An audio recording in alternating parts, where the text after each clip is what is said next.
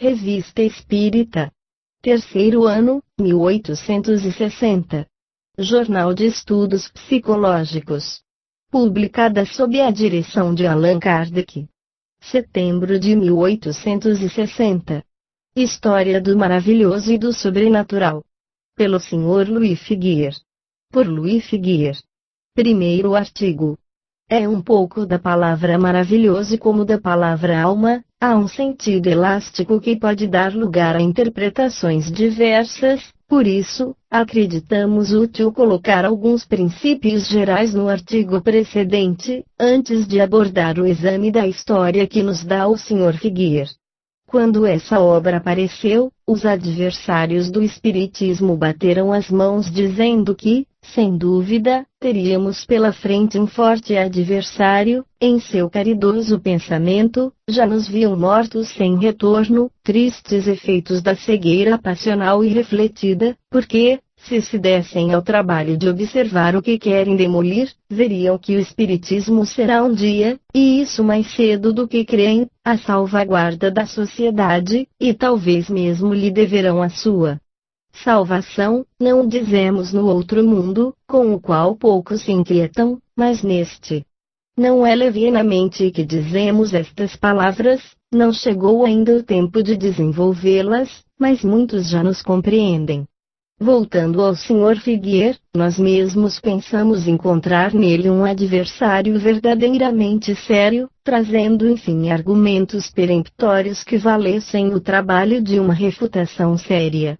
Sua obra compreende 4 volumes, os 2 primeiros contêm de início uma exposição de princípios num prefácio e uma introdução, depois um relato de fatos perfeitamente conhecidos, que se lera, contudo, com interesse, por causadas pesquisas eruditas que ocorreram da parte do autor, nós o cremos, o relato mais completo que disso se publicou.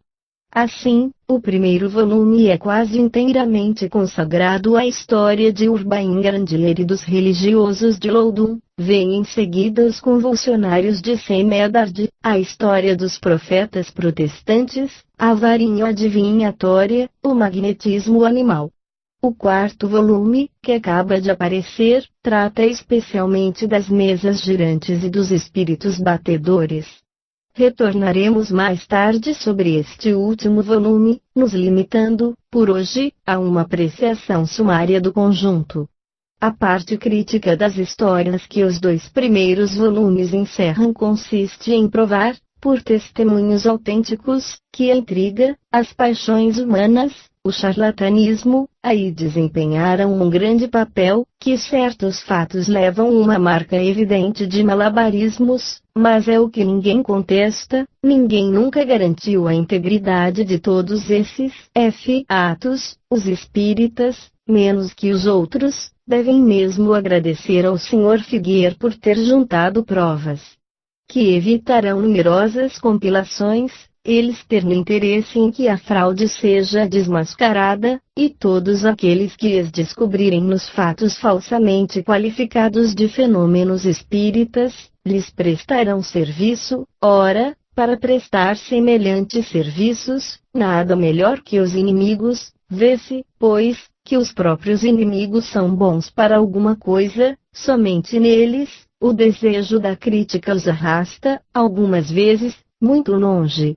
E em seu ardor para descobrir o mal, frequentemente, veem-no onde ele não está, por falta de examinar a coisa com bastante atenção ou imparcialidade, o que é ainda mais raro. O verdadeiro crítico deve se defender de ideias preconcebidas, se despojar de todo preconceito, de outro modo ele julga sob seu ponto de vista que, talvez, nem sempre é justo.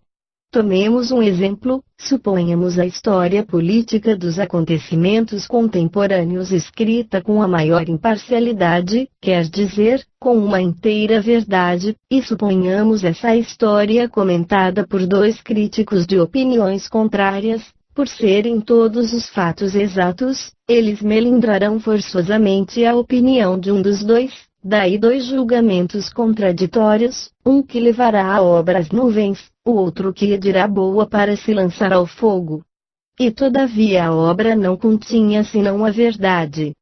Se assim é para fatos patentes como os da história, com mais forte razão quando se trata da apreciação de doutrinas filosóficas, ora, o Espiritismo é uma doutrina filosófica, e aqueles que não veem senão no fato das mesas girantes, ou que o julgam sobre contos absurdos, sobre o abuso que dele se pode fazer, que o confundem com os meios de adivinhação, provam que não o conhecem.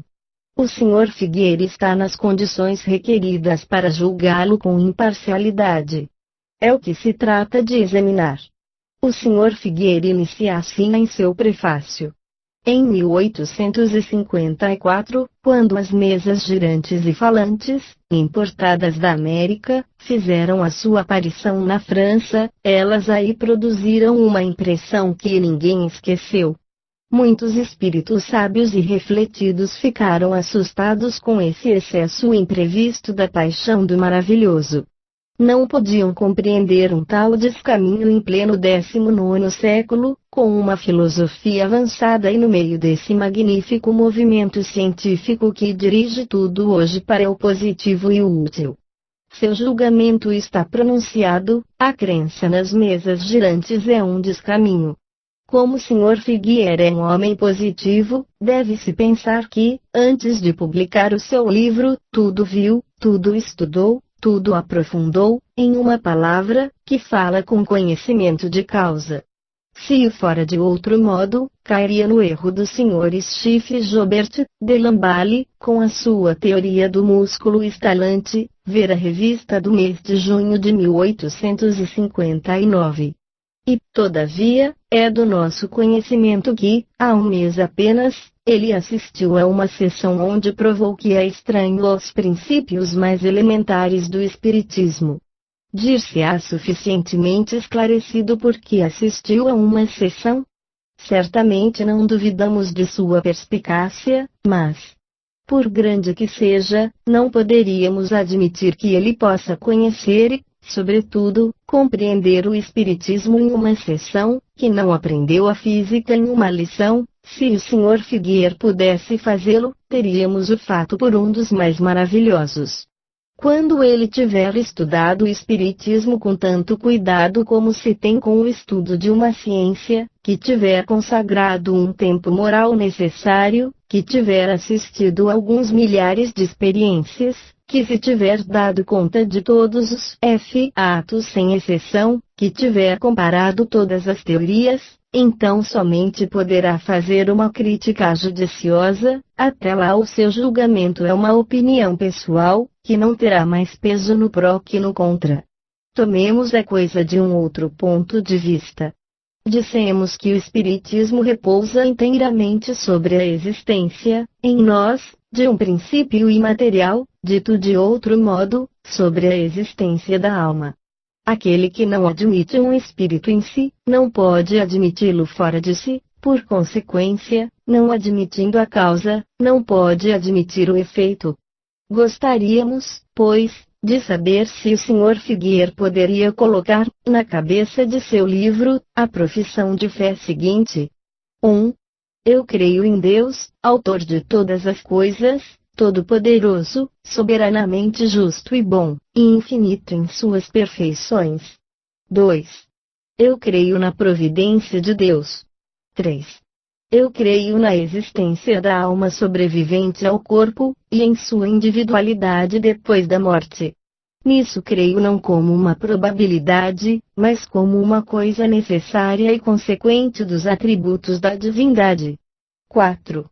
Admitindo a alma e a sua sobrevivência, eu creio que não seria nem segundo a justiça, nem segundo a bondade de Deus, que o bem e o mal fossem tratados no mesmo pé depois da morte, então que, durante a vida, tão raramente recebem a recompensa ou o castigo que merecem. 5. Se a alma do mal e do bom não são tratadas do mesmo modo, há, pois, as que são felizes ou infelizes, quer dizer, que são recompensadas ou punidas segundo as suas obras. Se o Sr. Figueira fizer uma tal profissão de fé, nós lhe diremos, essa profissão é a de todos os espíritas, porque sem isso o Espiritismo não teria nenhuma razão de ser, somente que, o que credes teoricamente o Espiritismo demonstra pelos fatos, porque todos os fatos espíritas são a consequência desses princípios. Os espíritos que povoam os espaços, não sendo outra coisa que as almas daqueles que viveram sobre a terra, ou em outros mundos, do momento que se admite a alma, a sua sobrevivência e a sua individualidade, admite-se, por isso mesmo, os espíritos. Estando a base reconhecida, toda a questão é saber se esses espíritos, ou essas almas, podem se comunicar com os vivos, se têm uma ação sobre a matéria, se influem sobre o mundo físico e o mundo moral, ou bem se estão devotadas a uma inutilidade perpétua, ou a não se ocuparem senão delas mesmas, o que é pouco provável, se admite a providência de Deus, e se considera admirável a harmonia que reina no universo, onde o menor ser desempenha o seu papel. Se a resposta do Sr. Figuier fosse negativa, ou somente polidamente dúbia, para nos servir da expressão de certas pessoas, a fim de não chocar muito bruscamente preconceitos respeitáveis, nós lhe diríamos: não sois juiz mais competente em relação ao espiritismo do que um muçulmano com respeito à religião católica, o vosso julgamento não seria imparcial, e seria em vão que vos defenderíeis de trazer ideias preconcebidas. Porque estas ideias estão em vossa opinião, mesmo tocando o princípio fundamental que rejeitais a priori, e antes de conhecer a coisa. Se um corpo sábio nomeasse um relator para examinar a questão do espiritismo, e que esse relator não fosse francamente espiritualista, valeria tanto quanto se um concílio escolhesse Voltaire para tratar de uma questão de dogma. Espanta-se, diga-se de passagem, que os corpos sábios não hajam dado o seu parecer, mas esquece-se de que a sua missão é o estudo das leis da matéria e não as dos atributos da alma, e ainda menos de decidir se a alma existe. Sobre tais assuntos eles podem ter opiniões individuais, como podem tê-las sobre a religião, mas, como corporação, nunca terão que se pronunciar. Não sabemos o que o Sr. Figuier responderia às perguntas formuladas na profissão de fé acima, mas seu livro pode fazê-lo pressentir. Com efeito, o segundo parágrafo de seu prefácio está assim concebido. Um conhecimento exato da história do passado teria prevenido, ou ao menos muito diminuído, esse espanto. Seria, com efeito, um grande erro imaginar que as ideias que geraram em nossos dias a crença nas mesas falantes e nos espíritos batedores, são de origem moderna. Esse amor do maravilhoso não é particular à nossa época, ele é de todos os tempos e de todos os países, porque se prende à própria natureza do espírito humano. Por uma instintiva e injusta desconfiança de suas próprias forças, o homem é levado a colocar, acima dele, invisíveis forças se exercendo numa esfera inacessível. Essa disposição nativa existiu em todos os períodos da história da humanidade, e revestindo, segundo os tempos, os lugares e os costumes, aspectos diferentes, ela deu nascimento a manifestações variáveis em sua forma, mas tendo no fundo o mesmo princípio. Uma vez que disse que é por uma instintiva e injusta desconfiança de suas próprias forças que o homem é levado a colocar, acima dele, invisíveis forças se exercendo numa esfera inacessível, é reconhecer que o homem é tudo, que ele pode tudo, e que acima dele nada há. Se não nos enganamos, isso não é somente do materialismo, mas do ateísmo. Estas ideias, de resto, ressaltam de uma multidão de outras passagens de seu prefácio e de sua introdução, sobre os quais chamamos toda a atenção de nossos leitores, e estamos persuadidos de que elas os levarão ao mesmo julgamento nosso. Dir-se-á que essas palavras não se aplicam à divindade mas aos espíritos.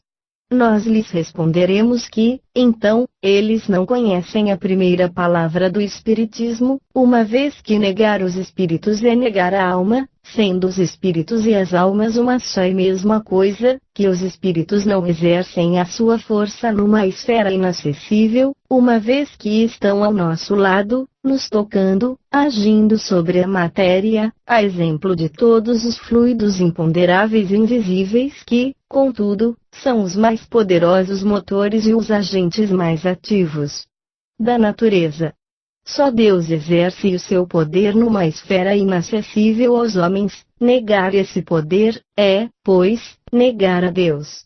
Dir-se-á, enfim, que esses efeitos, que atribuímos aos espíritos, sem dúvida, são devidos a alguns desses fluidos.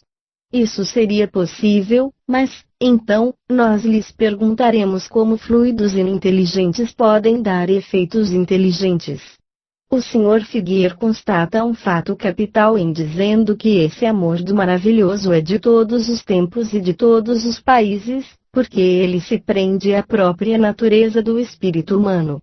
O que ele chama amor do maravilhoso é muito simplesmente a crença instintiva, nativa, como ele disse, na existência da alma e em sua sobrevivência ao corpo, crença que revestiu formas diversas segundo os tempos e os lugares, mas tendo no fundo um princípio idêntico.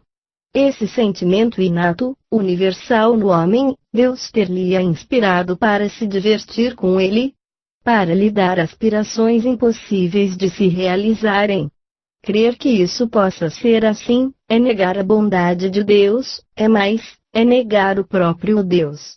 Se quer outras provas daquilo que avançamos, vejamos ainda algumas passagens de seu prefácio. Na Idade Média, quando uma religião nova transformou a Europa, o maravilhoso tomou domicílio nessa mesma religião.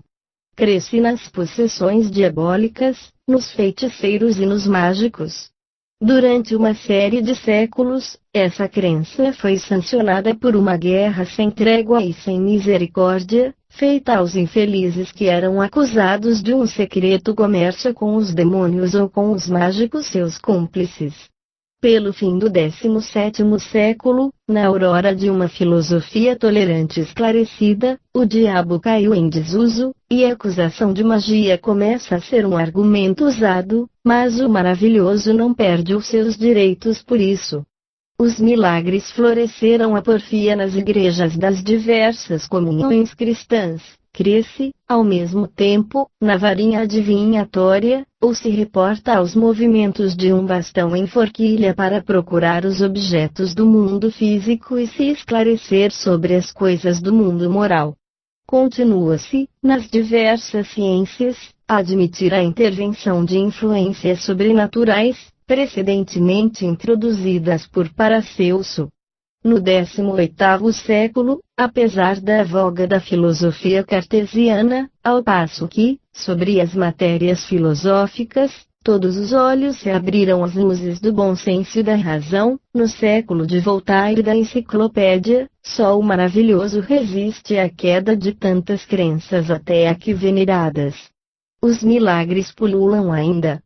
Se a filosofia de Voltaire, que abriu os olhos à luz do bom senso e da razão, e solapou tantas superstições, não pôde desarraigar a ideia nativa de um poder oculto, não seria porque essa ideia é inatacável? A filosofia do 18º século flagelou os abusos, mas se deteve contra a base. Se esta ideia triunfou dos golpes que lhe deu o apóstolo da incredulidade, o Sr. Figueiredo espera ser mais feliz. Nós nos permitimos disso duvidar. O Sr. Figueiredo faz uma singular confusão de crenças religiosas, milagres e da varinha adivinhatória, tudo isto, para ele, sai da mesma fonte, a superstição, a crença no maravilhoso.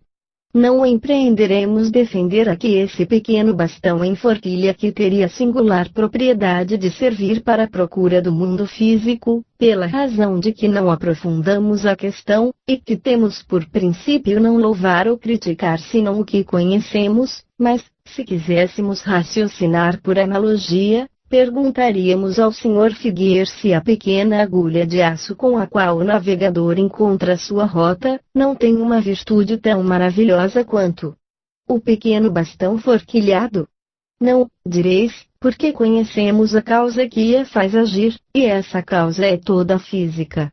Antes que se conhecesse a teoria da bússola, que teríeis pensado, se vivesseis nessa época, então que os marinheiros não tinham por guia senão as estrelas, que, frequentemente, lhes faltavam, que teríeis pensado, dizemos, de um homem que viesse dizer, tenho ali, numa pequena caixa, não maior que uma bomboneira, uma pequenina agulha com a qual os maiores navios podem se dirigir com certeza, que indica a rota para todos os tempos com a precisão de um relógio?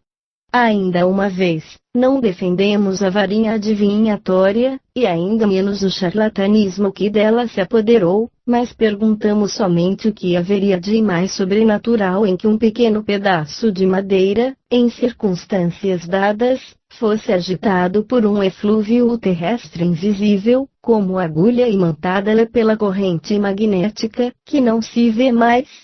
É que esta agulha não serve também para a procura das coisas do mundo físico. É que ela não está influenciada pela presença de uma mina de ferro subterrânea. O maravilhoso é a ideia fixa do Sr. Figuier. É seu pesadelo, ele vê por toda parte onde haja alguma coisa que ele não compreenda.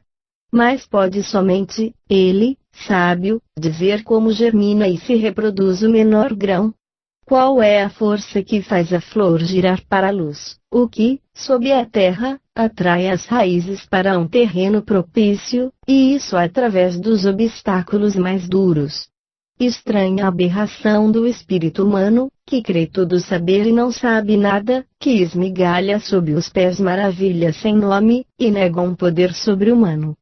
Estando a religião fundada sobre a existência de Deus, essa força sobre-humana que se exerce numa esfera inacessível, sobre a alma que sobrevive ao corpo, em conservando a sua individualidade, e por consequência sua ação, tem por princípio o que o Sr. Figuier chama de maravilhoso. Se tivesse se limitado a dizer que entre os fatos chamados maravilhosos há ridículos, absurdos, dos quais a razão faz justiça, nós aplaudiríamos por isso, com todas as nossas forças, mas não poderíamos ser do seu parecer quando ele confunde, na mesma reprovação o princípio e o abuso do princípio, quando nega a existência de todo poder acima da humanidade. Esta conclusão, aliás, está formulada de maneira inequívoca na passagem seguinte. Destas discussões, cremos que resultará para o leitor a perfeita convicção da não existência de agentes sobrenaturais, e a certeza de que todos os prodígios que excitaram, em diversos tempos, a surpresa ou admiração dos homens, se explicam com o só conhecimento de nossa organização fisiológica. A negação do maravilhoso, tal é a conclusão a tirar deste livro, que poderia se chamar o maravilhoso explicado, e se chegarmos ao objetivo que nos propusemos alcançar, teremos a convicção de ter prestado um verdadeiro serviço para o bem das pessoas. Fazer conhecer os abusos, desmascarar a fraude e a hipocrisia por onde se encontrem, sem contradita, é prestar um grande serviço, mas cremos que é prestar um muito mau serviço à sociedade, tanto quanto aos indivíduos, em atacar o princípio porque se pôde dele abusar, é querer cortar uma boa árvore, porque deu um fruto vidrado. O Espiritismo bem compreendido, dando a conhecer a causa de certos fenômenos, mostra o que é possível e o que não é, e, por isso mesmo, tende a destruir as ideias verdadeiramente supersticiosas, mas, ao mesmo tempo, mostrando o princípio, dá um objetivo ao bem, fortifica nas crenças fundamentais que a incredulidade procura atacar vivamente sob o pretexto de abuso, ele combate a praga do materialismo, que é a negação do dever, da moral e de toda a esperança, e é nisso que dizemos que será um dia a salvaguarda da sociedade. Estamos, de resto, longe de nos lamentar da obra do Sr. Figuier, sobre os adeptos não pode ter nenhuma influência, porque reconhecerão os pontos vulneráveis, sobre os outros, terá o efeito de todas as críticas, o de provocar a curiosidade. Depois da aparição, ou melhor, da reaparição do Espiritismo, muito se escreveu contra, não lhe pouparam nem os sarcasmos nem as injúrias, não há senão uma coisa da qual não teve a honra, é a fogueira, graças aos costumes do tempo, isso o impediu de progredir. De nenhum modo, porque ele conta hoje adeptos aos milhões em todas as partes do mundo, e todos os dias eles aumentam. Para isso a crítica, sem o querer, tem muito contribuído, porque o seu efeito, como dissemos, é provocar o exame, quer-se ver o pró e o contra, e se espanta em encontrar uma doutrina racional, lógica, consoladora, acalmando as angústias da dúvida, resolvendo o que nenhuma filosofia pôde resolver, ali onde se esperava não encontrar senão uma crença ridícula. Quanto mais o nome do contraditor é conhecido, mais a sua crítica repercute, e mais ela pode fazer de bem em chamando a atenção dos indiferentes.